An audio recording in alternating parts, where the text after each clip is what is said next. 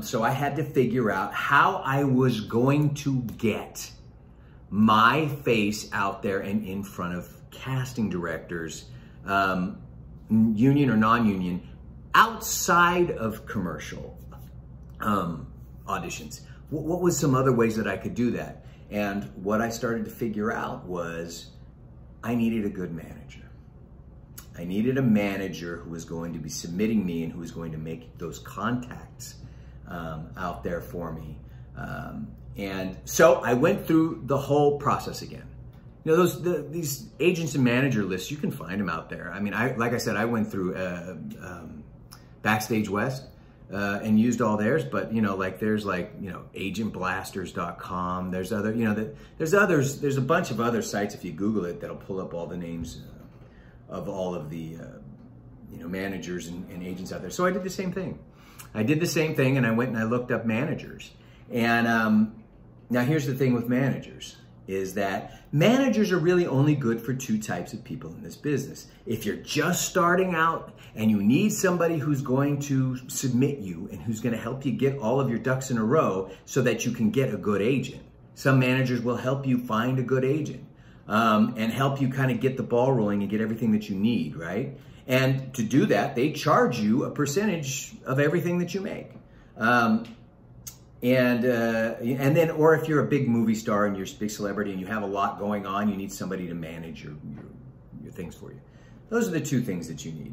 I wound up finding a young manager who was just starting out and was just starting to pick up new clients. He was starting to build his client list. And again, I had the look that people were looking for, that kind of biker look. And from the gate, this guy was a jackass. He was a real jackass, and you know, he was abusive. He was he was a bully. He just wasn't a nice person, and you know, he kind of walked around with his chest out. And look, I was with him for like 2-3 years. I never even met the guy. I only talked to him on the phone, and he did a lot of things that were morally questionable. Not illegal, but morally questionable. You know, in charging 15% of everything that his clients did. You know, my agent only takes 10% of just the stuff that she books me on. But this manager was 15%, which is really high on anything that I did, whether it was, you know, film, TV, which is the only thing that he really did for anything for me on was film and TV. But he demanded 15% of anything that I did with theater, and writing, producing, directing, anything. He had nothing to do with any of that stuff, but still demanded that I pay him that amount of money. He, non-union jobs will pay you, you know, a +20 for your representation. That's meant to go to them. That's on top of what you get. And legally, they're allowed to also take 15% of yours. So they get the 20% plus 15% of yours.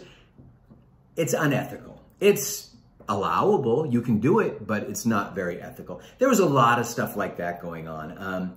And like I said, he was just abusive. And so I had made the decision, look, I'm a very loyal person and I'll stick with you to the end if you do good by me. If you're not a good person, then I'm not going to stick with you. And the only reason I didn't drop him immediately was because he was sending me out on auditions. And that's what I needed, right? That's what I was looking for. Now, once I got everything together, my goal was going to be, you know, as soon as that I get to where I need to go, where I don't need him anymore, I'm dropping him, right? Because this guy's just a jerk. And it didn't take too long to get to that point. Now, if he had been smart, he would have said, look, I need to treat my people right, and I need to do right by them, and I need to be ethical. I would have stuck him to the end. I would still be a client of his. But because of the way he treated me and treated his own people, the decision was made from very early on. As soon as I'll write him until I don't need him anymore, and then I'll get rid of him. And that's exactly what I did. As soon as I got the agent that got me where I needed to be, I cut him loose. And it was kind of pathetic. He cried and kicked and screamed and whined, and it was really kind of sad. You know, and I just kind of shut that door and moved on with my life. It's like, I don't need you anymore. You know, you're just duplicating things that my agent's doing for me. Because literally what you want is you want a manager who has contacts. You want a manager who can get into producers' offices and pitch you and get you in there. This guy had none of that. He was a nobody. He was a cipher in the business. He was a nobody, but he had managed to get himself the ability to submit his people to roles, which is just what an agent does. And so I was like, I got an agent. I don't need 2 people, and I only have to pay them 10% of what they book me on. In the 2 years that I was with him, I booked 10 jobs, only 2 of which were ones that he had done anything on. But I still paid him his 15% because that's what I agreed to do. I didn't try and hide any of my work from him. This was what I agreed to. I'd pay him 15%. And then when that was over, it was over, and it was done, and I cut him loose. The only reason I say all this is it's just kind of as a warning that I learned that you're going to run into these people who are abrasive, they're obnoxious, they think they're a lot better than they are, and maybe they might be doing something, but I had to really kind of analyze what it was worth to me to keep this negative energy in my life. And I made a very calculated decision. I will do it for this long, and then when it's not needed anymore, he's gone. Whereas the positive energy I keep, and I keep close and I keep around. So all that to say is I didn't keep the negative energy or the dead weight around. And speaking of which, there's a couple other pitfalls that I fell into pretty early on with regards to representation and things. That I think you need to watch out for. Aside from the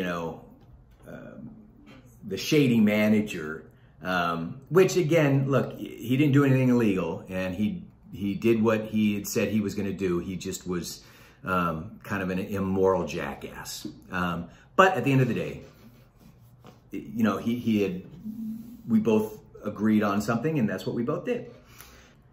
But the real underbelly of this business is those who really prey on young actors. And it happened to me. And I'll just briefly kind of tell you about that. And again, we'll go from the shady manager to the really shady business practices to the out and out criminals. So the other one, when I first came into this town as a really young actor, I was just fresh and looking for something and looking for somebody that could help me and get me in front of, casting directors.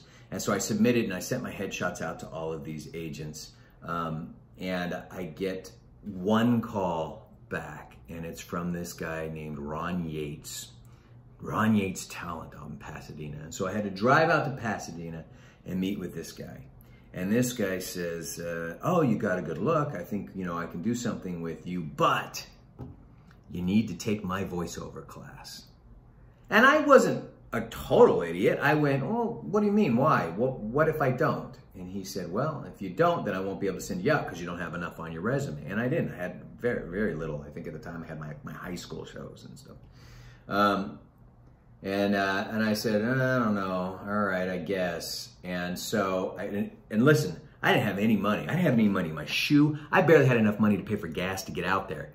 And this guy was like, it's $300 down, and then it's $100 a week, to do this voiceover class, but you need it on your resume, and I can't work with you unless you don't. And me being a young, desperate actor, I went and I borrowed it. I borrowed the money, right? And all these other people I met in the class, lo and behold, were all these really fresh actors coming from other places in the world who didn't know any better and they were just looking for somebody who could get them in. And he had all these promises of all these things. And I gave him this stack of headshots. And by about the third week, and I had paid $300 and $100 a week, and by about the third week, I went and I looked in the drawer, and there were all my headshots. He hadn't sent a single one out. And it was at that point that I realized I had just gotten taken for about $600, which for me was rent. That was everything I had. And this creep, was doing this to young, hopefuls. It was just criminal. Like, again, what he was doing wasn't against the law, but it was morally and ethically unsound.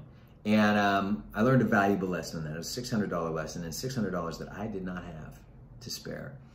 That if anybody ever says that I can help you but give me money, walk the other direction. You get a lot of, quote, talent agencies that do that, or modeling agencies do that a lot, right? Or they'll say, you know, we have to take all these pictures, and so you need to come in and you need to pay us $600 to take all these pictures for you so that we can, it's a scam. Now, there are some, you know, agents and managers who will say, hey, you need new pictures and here's my photographer, go to them. That's okay. But, you know, you got to be really careful with some of that. Another one that I went through was, you know, this place called Beverly Hills Studios. And what they did was they, you know, convinced you to come in and take their classes, and that if you worked your way through their classes, they would eventually, you could audition to be in their agent showcase. And again, it wasn't illegal what they were doing, but it was just morally questionable, because the agent showcases were, you know, again, no agent's going to represent you if you don't have your union card, if you don't have a resume. The only people that theatrical agents are looking to represent who don't have all that stuff are children. And that's what Beverly Hills Studios was doing. They were getting all these children agents in who were willing to come in and look at these kids, but they were taking adults in as well and promising the same thing. You'll be in our agent showcase and you'll be in front of agents and you'll be able to perform. That's all they promised. So at the end of the day, they were doing what they promised. They were getting you in front of an agent showcase, and they didn't even guarantee you the agent showcase. They said you can audition for the agent showcase once you take enough classes. And at the end of the day, again, the classes weren't bad. They were taught by, you know, professional actors, but they were charging a lot of money to people, you know, taking advantage of people's dreams for things that really had very little chance of ever panning out for anybody over the age of 16, you know. But hey, we'll take your money and we'll tell you we're going to do this, and we'll do it. We'll put you in front of kids agents. And we'll take thousands of dollars out of your pocket. We'll put you in front of kids agents. So it was really shady. They wound up going under because they were just a bunch of crooks. So you're going to run into these things, and you're going to run into these people who are going to promise you the world. There were other ones that I went to and I just walked out the door because it was so blatantly a scam. Where they were trying to get money out of people. And it's this fine line. Well, we'll give you what we promised, but we'll make it sound like, you know, you're going to be a star. And anybody starts saying that to you, oh, you're going to be a star, watch out. Watch out. They want something. You know, if they ask you to reach in your pocket, walk out the door. And these were some of the lessons that I learned the hard way in this town. And for young women, it's even scarier, because then you're dealing with, you know, predators too. And children. Like, this is all very, very shaky stuff that you have to be very careful. And they're out there and they're looking, and they've all got the magic pill that's going to make you a star.